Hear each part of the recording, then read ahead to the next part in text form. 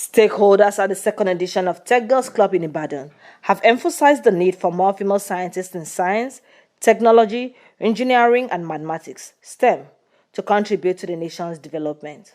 The stakeholders who spoke at the conference entitled Raising the Next Generation of African Female Scientists stressed the need to provide support for female students. In her address at the opening of the conference, Professor Olanike Adeyemo, Deputy Vice Chancellor, University of Ibadan, charged women on self-motivation and discovery of their passion to excel in their chosen career. The thing about it in life is that you have to know that it's all in your hands. It's easy for us as people to say, when you get A, you say, oh, I got A. When you get F, you say, you gave me F. Nobody gave you. Most of the time, where you are right now are a function of the choices you made yesterday. And the choices that you make today will determine where you be tomorrow.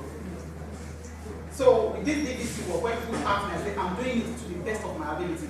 Because I don't want to go back and say, oh, would have done this.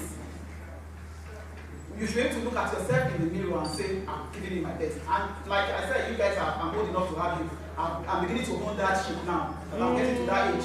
When you call me mommy and I don't say, no, I'm not your mommy. You know, because a guy walking and saying, mommy, I said, no. And then he told me, he said, I said, I'm mommy, no talk. So I'm getting to that stage. I'm old enough to have you and have kids about your age. And there's nothing that you have that is not a function of the choices you make. But you can make wrong choices, but you can retrace your step. So for each of you now, it might be time to evaluate. Number one, self-discovery. What fires you up? What are you passionate about? That is the decision of excellence. Because anything you do seamlessly, anything you do effortlessly, then that is the only place where you can excel. If your life or whatever you are doing is a job, is each time you think about it, then that's not the place for you. So you have to discover the place of your passion.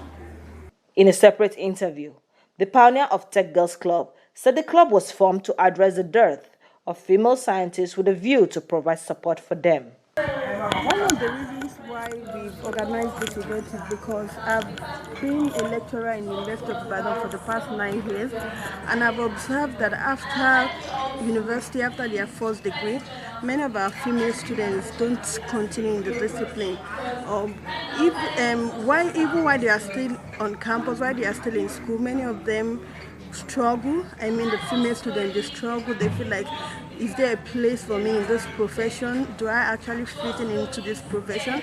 So that's one of the reasons why I started the club in the first instance. We started the club last year. We had an event last year.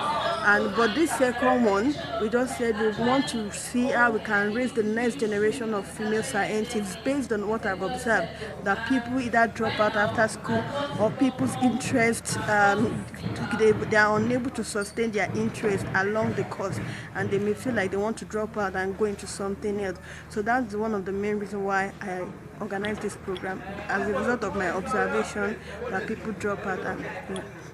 Also, Dr. Grace Oluwadebi, a lecturer at the Osun State University and coordinator of Success WayMarks Foundation, said looking at the population of researchers, there were few percentage of female.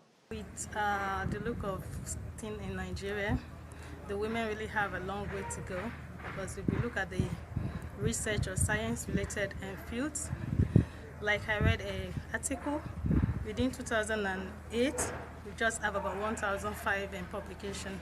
But within that span till 2017, it's been up to 4,000 articles published. But still, there's still much to be done. And if we look at this, much of this is in the health-related occupation or the environmental occupation. So there are still so many backward in the STEM, that is science, technology, and engineering. And if we now look at the population of the people or the researchers, we see that just few percent are females. So for example, now just only 22%